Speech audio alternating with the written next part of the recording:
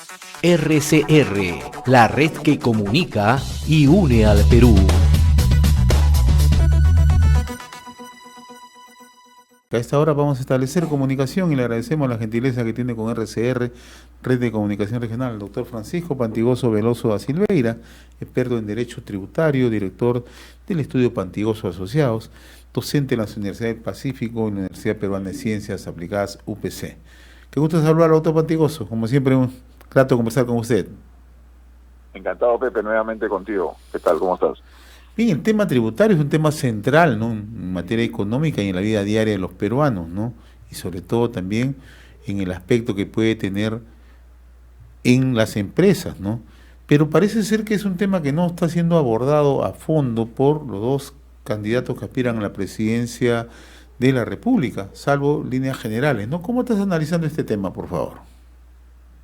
Sí, realmente el tema tributario es fundamental porque tú sabes que los tributos van a cumplir una finalidad muy interesante y muy importante, cual es solventar, ¿no?, los gastos públicos relacionados a servicios, infraestructura, etcétera. Sin los tributos no crece un país. Entonces, se espera siempre un debate mucho más detallado sobre el tema. Esperemos que se den estos debates, pero en líneas generales ya se soltaron algunas pinceladas que creo que se deben completar con ideas más específicas de cómo se va a realizar las metas que se pretenden, ¿no?, abordar. Por un lado, la candidata está señalando, ¿no?, formalizar, que yo creo que es un tema ya manido y de tanta larga data, ¿no?, que no se ha llegado a concretar. La formalización con una SUNAT más amigable me parece una mezcla importante, pero no sabemos cuáles son los pasos, ¿no? Sin embargo, creo que es un punto importantísimo para mejorar la tributación y hacerla mucho más equitativa. Por otro lado, se nos da también algunas ideas sobre el lado del candidato, ¿no?, que realmente salen de una lógica natural de lo que son los impuestos. Los impuestos no pueden ser confiscatorios, ¿no? Parece ser que se quiere violar flagrantemente la Constitución actual, que tiene principios muy claros como igualdad, no confiscatoriedad, determinando tasas altísimas, que lo que van a hacer es simplemente, Pepe, ahuyentar la inversión. El inversionista lo que busca es redituar, ¿no es cierto?, sus contribuciones, ¿no?, sus aportes, que eso le reditúe una ganancia natural, pero deja pues sus impuestos, ¿no? Deja sus impuestos que tienen un parámetro normal en el mercado, ¿no?, en el mundo, en lo que son las tasas, ¿no? Hablar de 70% de una tasa de impuesto a la renta a ciertas empresas, yo creo que eso no pasa sino por una medida populista, inviable en cualquier país. Y si la quieren aplicar, pasará como en otros lados, que las empresas saldrán, ¿no?, del mercado. O sea, simplemente la inversión va a desaparecer, extranjera por lo menos, ¿no? El Estado tendrá que tomar las riendas.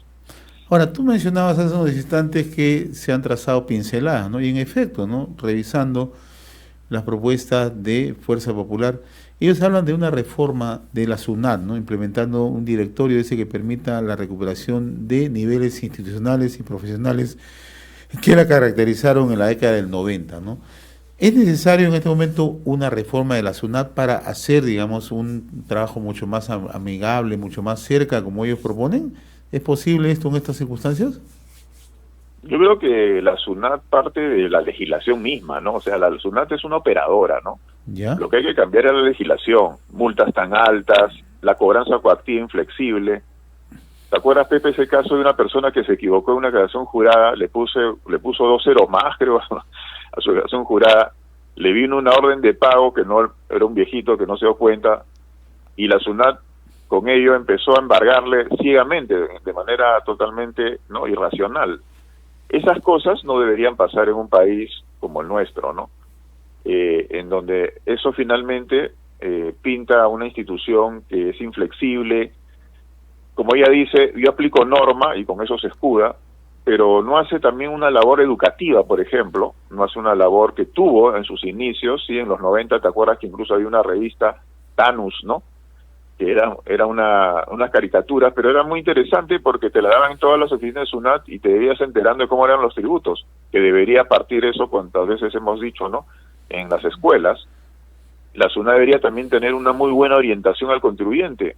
Deja mucho que desear a veces las respuestas que se reciben por teléfono y lamentablemente, como no son vinculantes, generan errores en el contribuyente, direccionados por la misma administración. Entonces, yo creo que es buena esa propuesta, pero tiene que también ir de la mano con la legislación que respalde esa mejora institucional, ¿no?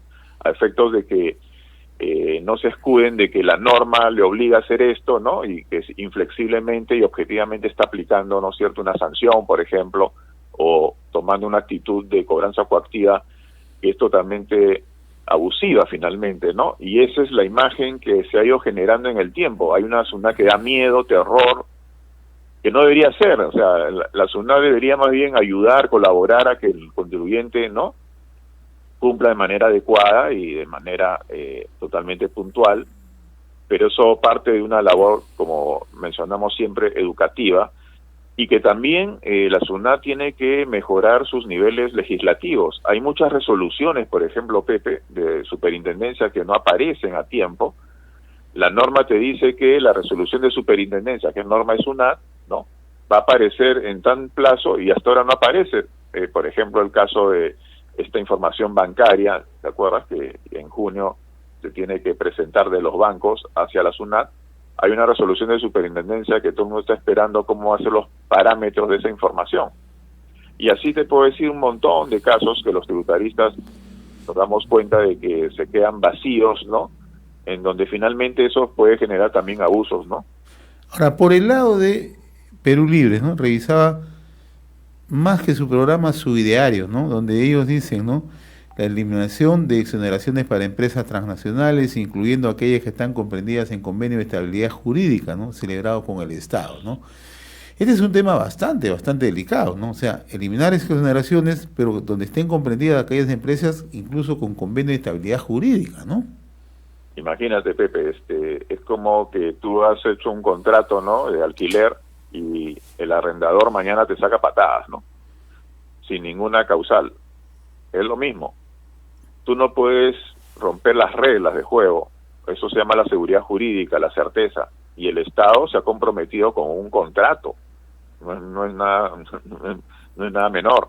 Es un contrato de estabilidad tributaria para que el empresario extranjero pues invierta, ¿no? En esa estabilidad se estabiliza la tasa y bueno, se la juega, porque si la tasa sube, ¿no?, él ganó, pero si baja, pierde, pero él estabiliza su seguridad en todo caso, ¿no? Él sabe que sus inversiones van a estar dentro de esos parámetros. Y poner cosas así, o como cambiar la tasa del impuesto a la renta de manera astronómica, simplemente, Pepe, yo asesoro a muchas empresas, ya no la piensan ni dos veces. Perú no es rentable, no me interesa, yo estoy aportando, y fíjate que las empresas mineras, tú lo pones en tus programas, ¿no?, del 30% de una utilidad operativa, el Estado se lleva casi 50%. O sea, de 30 al 50 es 15 le quedan. ¿De qué estamos hablando? No hay un análisis serio de lo que aportan las empresas mineras en realidad, ¿no? Es simplemente un número que se lanza para las plateas, para el voto fácil, ¿no? Pero que no está, digamos, vinculado a un análisis serio, ¿no?, mínimamente serio, que realmente diga todo el mensaje totalizador, ¿no? Lo que hacen las mineras no solamente es pagar impuestos, o sea, generan puestos de trabajo, ¿no?, trabajos indirectos, mejora la recaudación en general, la minería en nuestro país, y eso obviamente también es una cosa para mejorar, ¿no? Es la que nos levanta, ¿no?, la recaudación y que nos hace crecer. Ojalá que otros rubros también crezcan como la minería. Pero atacarlas y simplemente que el público escuche, no sé, cosas así, simplemente es para un tema populista, ¿no? No pasa ningún análisis económico tributario. En ningún país ha pasado.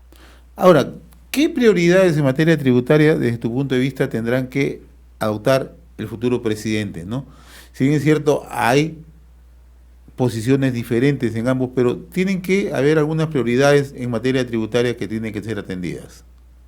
Claro, todas las propuestas no son 100% malas ni 100% buenas. En el mensaje del candidato, lo que existe es una llamada de atención, redistribuyamos mejor, ¿no es cierto?, la riqueza. Y obviamente también yo creo que la candidata Fuerza Popular lo está escuchando y lo tiene muy presente, ¿no? Hay que hacer mejoras. Esta reacción política, ¿no?, que ha nacido y que estamos viviendo es una consecuencia del olvido, obviamente, que el Estado ha tenido, ¿no es cierto?, con los estratos más bajos.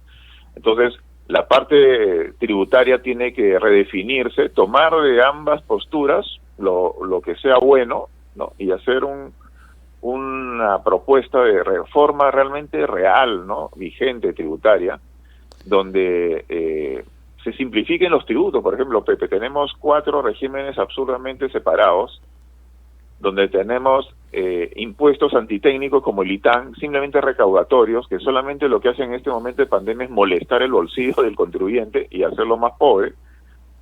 En fin, tenemos una serie de mejoras, por ejemplo, este año, una cosa absurda, y los empresarios que me escuchan lo sienten, tenemos que considerar una subcapitalización, o sea, un tope de intereses, ¿no?, que si, por ejemplo, en el año pasado la mayoría no ha tenido ganancias, los intereses que tienen netos no los pueden deducir. Se llama la subcapitalización. Es un tema técnico, pero que los contadores y financieros me están entendiendo que está generando un problemón al final del año, porque no derogaron la norma, ¿no es cierto?, que puso el 30% del EBITDA como tope. Entonces, esto afecta, por ejemplo, también a las mineras, ¿ah? Esto es un tema bien complicado, pero es recaudatorio. ¿Quién defiende al contribuyente, Pepe? ¿Dónde está la defensoría del contribuyente? No sé dónde está. Muy bien. Porque solamente hay normas que atropellan y finalmente no cambian, ¿no?, la situación de normas recaudatorias, nada más.